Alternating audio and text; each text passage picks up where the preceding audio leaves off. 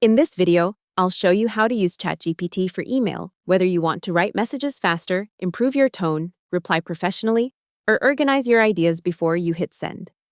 One of the easiest ways to use ChatGPT for email is simple drafting. You can paste in a short note like, write a polite follow-up email after a job interview, or turn these bullet points into a professional client email. And ChatGPT can turn that into a cleaner message. OpenAI's Help Center also notes that when you ask for something like an email draft, ChatGPT will follow the tone and style you request in your prompt. A smart way to get better results is to be specific.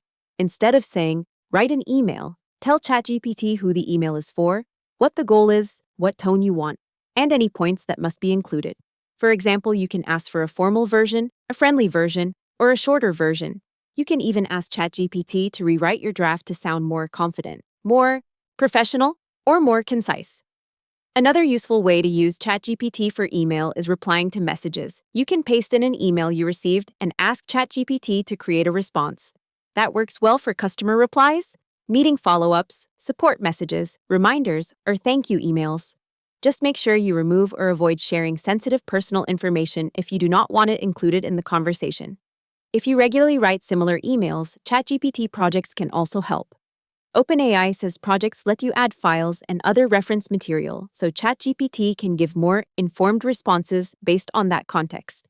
That can be useful if you want consistent email wording for sales, hiring, customer service, or outreach.